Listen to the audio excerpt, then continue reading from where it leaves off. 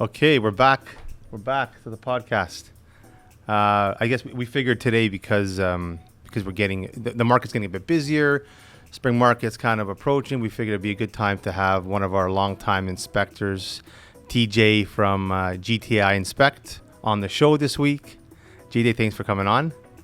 Thank you for having me, guys. We're Thanks, going to TJ. talk all things. We're going to talk all things home inspections today, Sounds good. so that people are all our audience members are all 15 of them are ready to make offers on properties, and they're protected in the right way, right? Yeah. So let's get started. What led you to become a home inspector? Let's start with that.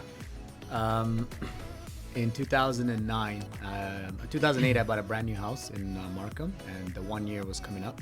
I had no clue about home inspections or anything, so the Terry-on warranty was still there. So I hired a guy in 2009 to come and do the first 1 year Terry-on inspection for me. I was there for like maybe 2 hours, and just with the clipboard and with the Terry-on sheet, just wrote stuff down, 2 hours, and then charged me $500. And then he's like, So you said, yeah, just "I can do this." forward it to Terry-on and the builder. And I was like, wow, $500 for 2 hours? I'm like, that's pretty. So you're not in that's it for the pretty money. Good. So you're not in it for the money. So I was like, wow, this is pretty good. So then I asked the guy, and then he told me like, yeah, he's been doing it for 15 years, and he does about 150 to 200 inspections a year, and it's a shortage of inspectors. It's a really good field to look into, whatnot. So in 2011, I sold that house. I had some money. I wanted to start my own business, and then I went to a franchise show, and then I saw these home inspection franchises. So I was like, oh wait, this is something I wanted to do. So I ended up buying a home inspection franchise called the Buyer's Choice Home Inspections, and then I had to go through the Carson and Dunlop training, which took me about a year. So I did get my education from Carson and Dunlop. I'm certified by them. Good. And then We didn't know that, and we use you all the time. We didn't even know that. yeah. And then I had to go to the head office in Florida, do training there, and it was different because Florida houses are not the same as Toronto houses. They don't Yeah. have basements and stuff. But I had to shadow senior inspectors there for 2 weeks, and then get on-hands training, and then come back here, and then even here, shadow some senior inspectors. And then that's how I got started in 2012 September. I got started. Okay. So it's going to be almost 12 years since I've been doing this. So that's how I got started. So that's good. So how did you actually, get business, especially in the beginning? It's like a realtor, I guess. We're starting with a blank slate almost. So the franchise kind of told me what to do. They never gave me any business ever. Yeah, But they just said, real "Oh, estate do this, brokerages." do that," right? So then I'm a people's person. So they said, go into brokerages and meet That's the how we front met you. staff. Yes, how we met you, exactly. right? Yeah. So I used to go to the brokerages and buy coffee and donuts, leave it at the front with my business card. So every week I would do that to a couple different brokerages, and then from there I eventually got to meet the office manager. And then I asked them, hey, can I sponsor lunch when you guys have a staff meeting? So I started sponsoring lunches every time they had. It was a little pricey, but I was able to sponsor, and then they would recognize, say, hey, this is TJ. He's the new inspector with our brokerage, and he's the one providing us lunch today. Yeah. Oh, people love to eat, so that was one of the things. And then at that time, when realtors needed the credit courses, you guys had to add 15 or 20 credits every 2 years or something, okay. the CE credit. Yes. So I met a lady from Treb who used to come and do like a 1 hour, 2 hour training session, and you just had to attend, and they'll give you the 2 credits. So I paid for that. So people mandatory, they needed the credits, so they came. So I paid for that. It was only like $5 a realtor or something for whoever attended. So that's why I was able to get in front of a lot of realtors, face to face, multiple times. And then eventually, it grew from 1, 2, 3 to I have over 2,200 realtors in my database right now that I have worked or done or do inspections with. That's also it's really it's word of mouth after that. I mean, Yeah. Right now I don't really do any marketing, nothing. It's literally been the calls. Yeah, every week I get at least 3 to 5 new agents calling me from all kinds of Oakville, Burlington, wherever. Right. They're like, oh, I got it from a colleague, or I got it from my chat group in my office. And so yeah, after 12 years, it's kind of just rotating. So primarily, you do all of GTA, correct? Correct. Yeah. So how far before you start, other than being busy yourself or your schedule doesn't meet the demand, how far would you go in terms of doing this, an inspection? So again, depending on the slow times, I try not to go past like Barrie, Aurelia in the north, and then west. I usually stop at like Cambridge, Waterloo area, Okay. and then in the east, Belleville, and then I usually try not to go past like Hamilton, Stony Creek.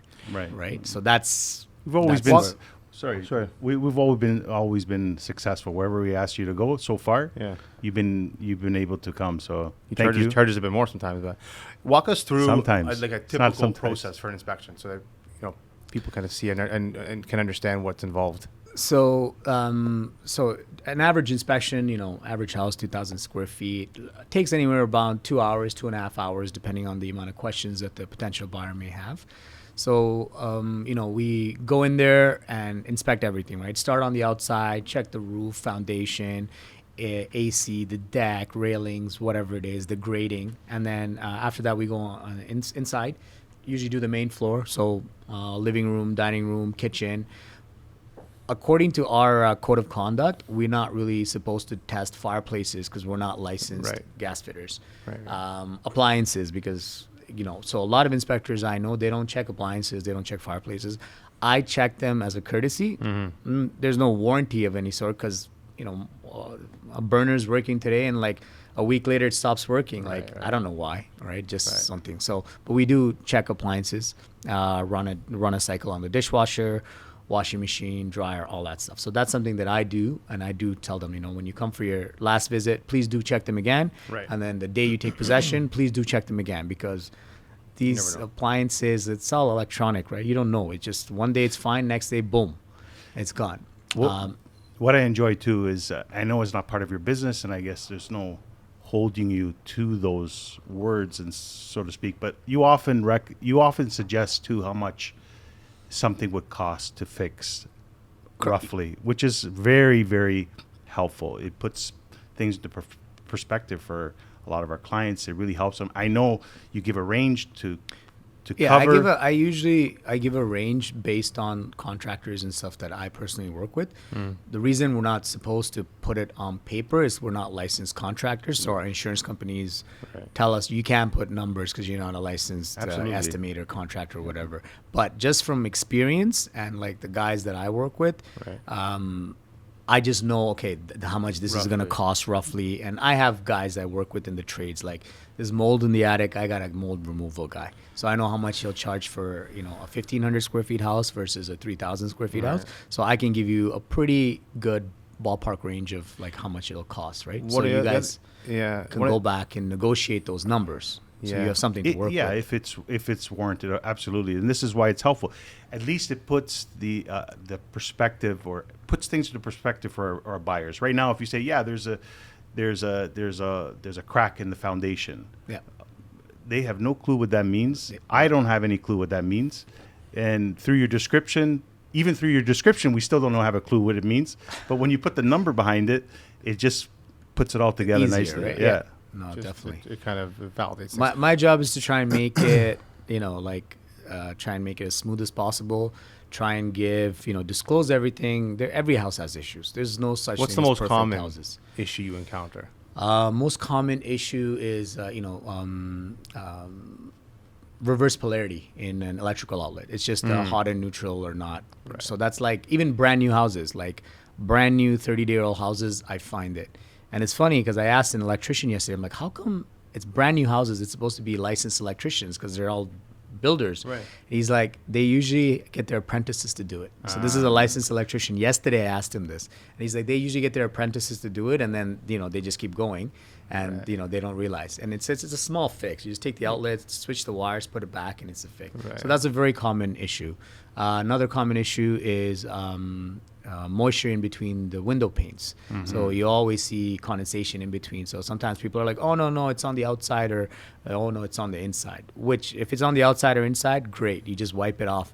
But it's usually when it's in between the glass, then now you need to actually get that paint replaced. So Seal that broke, might, I guess, right? yeah, The seal the usually- seal's gone on it. So I wanted to touch on something. You mentioned a 30-day-old house. yeah, Which brings me to the point of the reason why you're going to home inspection is to understand that that there aren't any material defects in the home, correct. and because you're going to get a laundry list of issues, I guess, even on a new home. I mean, this is why we have Terry and Wanda. This is why we have a list of deficiencies. Now, there's weights obviously to those deficiencies. Your job is to actually extract we just want to find out the material stuff. Correct? Yeah. And this is where sometimes we get lost in when we're doing a home inspection or what buyers feel a home inspection should be. Mm-hmm. I mean, it's funny. We open the door that's been broken, the whole time that we've been viewing the property, which may have been 3 times before we put in an offer. But then, you pointed out in the home inspection, and then suddenly the buyers want to deduct something for that broken door. This is not the way to do it. I mean, that was plain as Let's day say, yeah. initially, right? Yeah, it's intended to uncover things that you you can't see for yourself and you didn't expect based on what you've seen in the house, I think, right? For Yeah. the most part. So, having said that, there's I'm going to use this as an example. You take your buyers for a showing at nighttime, right? And then you see it, and every time you went, it was evenings because people want to go after work. And then you put an offer, and then we're doing an inspection. I can't do an inspection at night, so I'm Right. going with sunlight. I go there, and the roof is completely gone to shits. Right. So now the listing agent's like, "Well, you guys should have saw that." Actually, no, we didn't, because night. we That's a were good at point, yeah. night, right? So yes, it was in plain sight, just looking at it, but we weren't able to see it because it was pitch black every time we went in, right? So that's where I guess the listing agent has to realize, like, oh, Yeah, yeah. okay, they didn't see it, right? That's a Like good if you point. go in and you see a big hole in the living room, or something, that's different. Sometimes during an inspection, we go in and we'll see a cracked glass. It was probably the blinds were down, Right, curtain right, was right. closed, all the time. So I have to, go through some of these things. So then they're like, oh, well, it was already there. It was always there. But like, we didn't see it. Like the buyers are not looking for small things. You got 15 minutes to 30 minutes for a showing. You'd be surprised how many people actually see the house properly during the inspection. I've gone to houses where, you open the door and right behind the door is a shower. But when the door is open, you don't see the shower. So I've Right. gone to inspections where they're talking, oh, we want to add a shower, this and that. And I'm just confused. Like, what are you guys talking about? There's one. There's a shower. They're like, what do you mean? And then I take Right. them. They're like, oh, my God, we didn't even see this. Like, not once or twice, like tons of times. And then they're like, oh, we just opened the door. We looked at the bathroom. Right. We didn't realize that it completely closed Cover because the it's not one shower. of those frameless showers. It's one of those small entries, right? So it's like that's where they really actually spend time and look at all the smaller things. Right. They're just too excited. They look at the thing, if it's a properly staged, it's a staged house, like it looks nice. You're just like, oh, wow, it's beautiful. You don't look at all the ceilings and the corners and the plugs Yeah, and yeah. stuff like that, right? We had an example of there was a slight crack in the we saw on the foundation outside, but we weren't sure or understood the extent of that crack. Yeah. That we didn't know if that was just a crack in the parging and you kind of pointed out that, hey, look, this crack is this, and I telling you this because I can see it from here or from the inside. Like Yeah. you gave more insight into it. There's another reason why we need the inspector. It's not just what we see visibly. We need to understand the extent of what we're seeing. So and The this is- implications of the really implications what of we what read. we're seeing. I heard a story recently. So, because right now we're getting to a market where things are getting a bit busier, and you're putting. So I'm just going to interrupt you Sure, for sure. 1 second there. Yeah. So I know the market's getting hot. Yeah. I had the busiest January in my 12-year career this year. Good. Oh, interesting. I Because did. we're still able to. It's not as crazy as the what. You can still there's still conditions in some of these offers. That's which is why. good. So when it's conditional is Yeah. when I'm more busy because, Of course. but here's a reason why you should do it. So even if we're going to get into that market, let's say things get busier. I had a client who it was their brother who had, I guess, bought a house, and it was in the busier times. It was maybe a few years ago, so they didn't put a condition in the offer.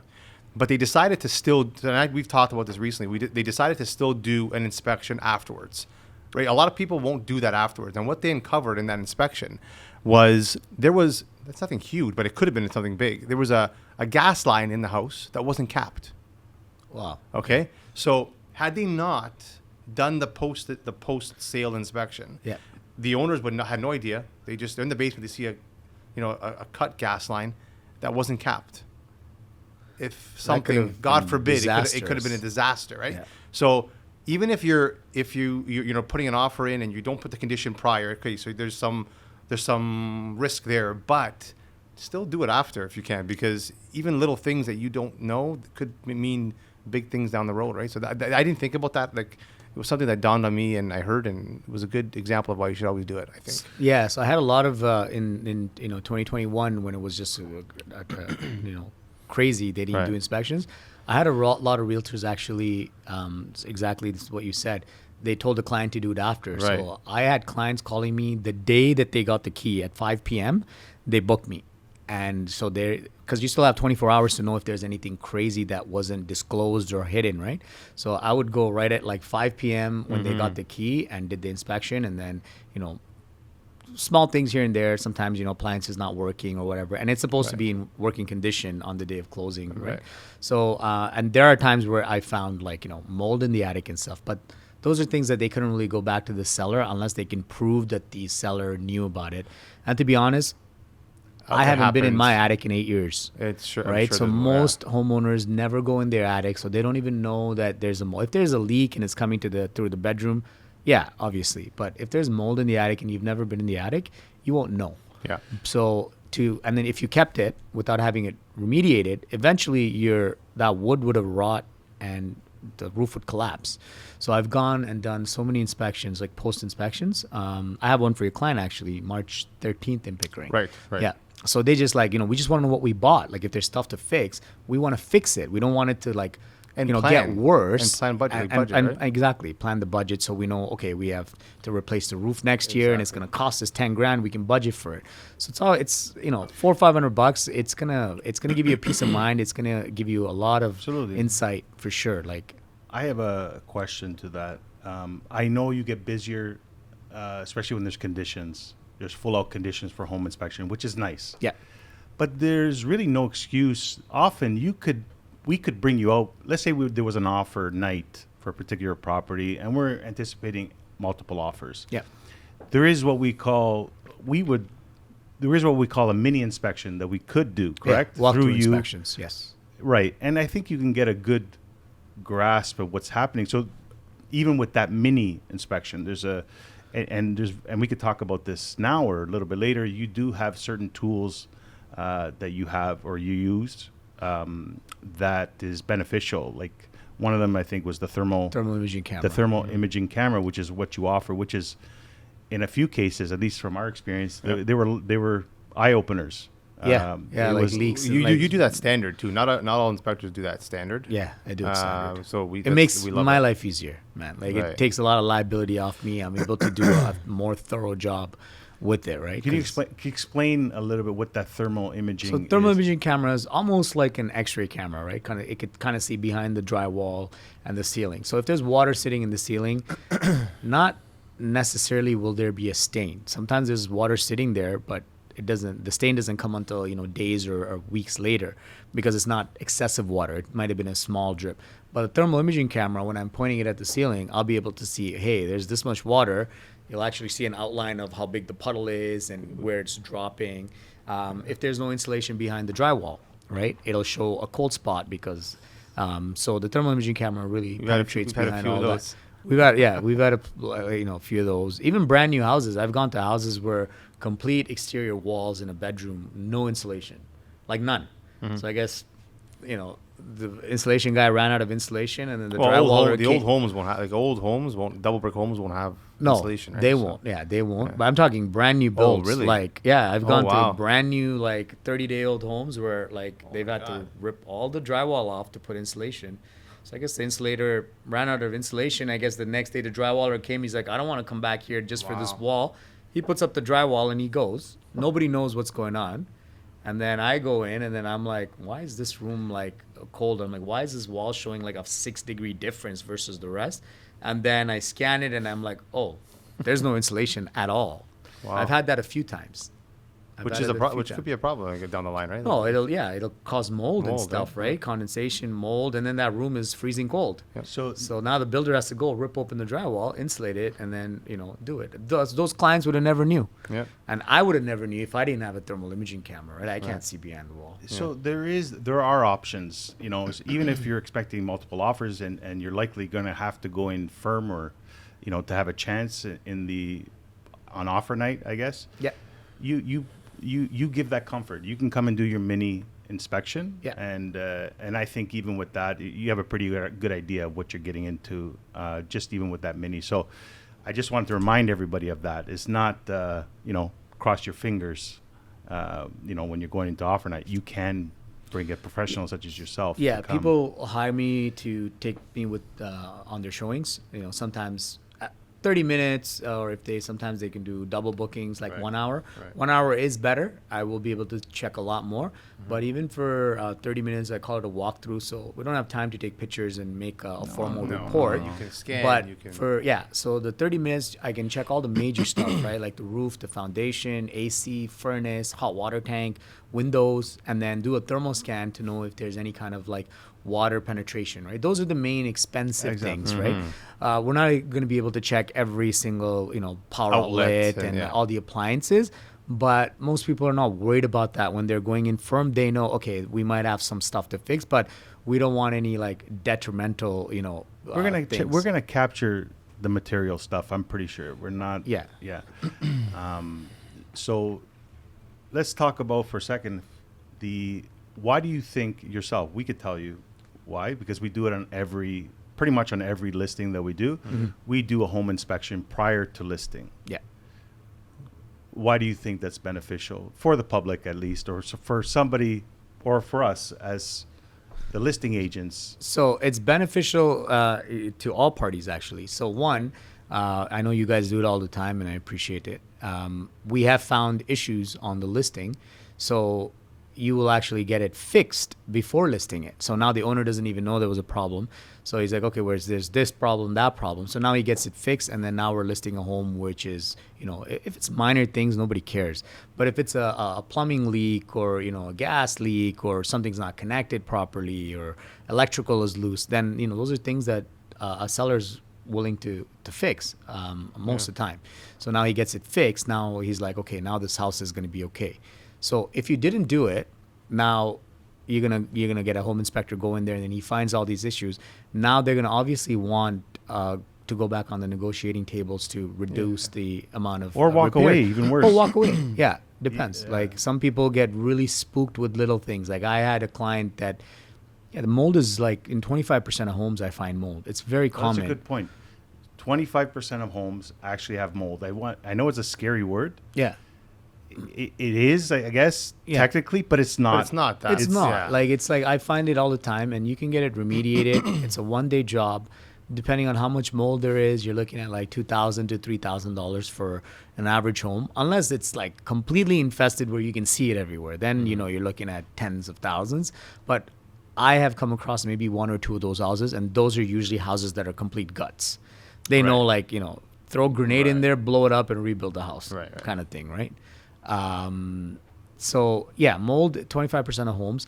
I have clients that, as soon as they hear it, they just like, no matter what you say to them, they just have this phobia where they're like, you know what, let's just stop the inspection now. We'll just go Yeah. to another house because they have health concerns or they have kids with asthma or this or that. So they just, there's people out there that just, That's- if it's that's there, the- they just don't Take want care it. of it. Say, take care of it. Like it's a good idea. That's Yeah. one of the reasons why we do the home inspection prior to listing. That is one, to take care of those material things. Yeah.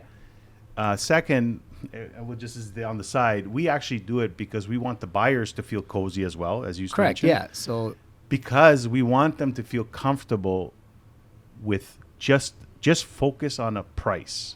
yeah. We don't want any abstraction or abstract thinking into, maybe there's something wrong with the house Adjustments or made any kind of for- adjustments. We want them to focus on the price. So if they're cozy with the home inspection, that's a big we thing get off the really table. annoyed when we go to see a property, and I mean, don't get me wrong, we've done it too, where we didn't have time or for whatever reason you didn't do the pre-inspection, but we get annoyed when we don't have one there as a buying agent, because like why create that doubt?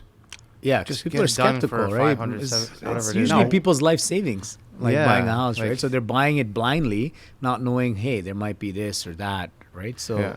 Obviously, it's really up to the buyer and buying agent whether they want their own inspection. But at Yeah. least we felt that we've done our Your due part. diligence, Yeah. our so part. even if you do, right, the good thing is like you got it done, and then say somebody else wants to bring their own inspector and they were able to get it on a condition and not firm, like unless I really screwed up or the inspector really didn't do a good job, they're not going to find anything that's not already on the report. Right. So Right. they can't go back and be like, oh, well, we want a price reduction. We're like, no, because Right. we had a report, you saw it, Right. and you found exactly the same things that's already. So we priced our house according to this. Exactly. And you So- all, and we'd like to assume that you offered a price according to knowing exactly, right? So now it just makes everybody more comfortable. It's a smooth transaction.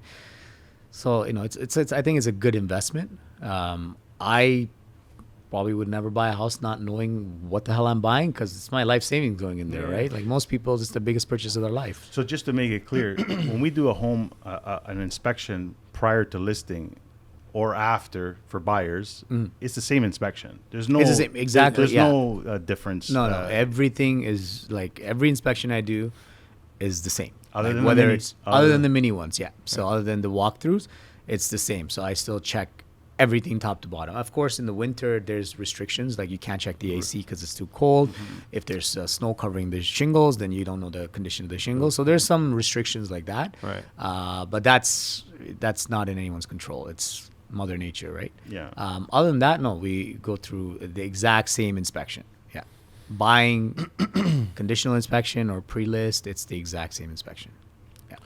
Listen, we really appreciate everything that you've said so far. I think people out there have an understanding of what you do and why you do it and why you're so popular. We love you. We always And why it's so important to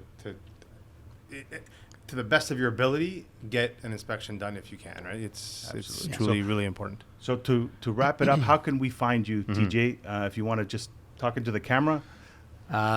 My number, I'll leave it so you guys can probably see it on the screen. Yeah. And I'm on IG. I always post cool stuff, weird stuff about houses and like luxury homes and everything as well. So you can find me on IG, TJ the Home Inspector. I'm the only one there. So Awesome. yeah. It's great. Thank you for having me, boys. Thanks, man. Thank you. Thank you.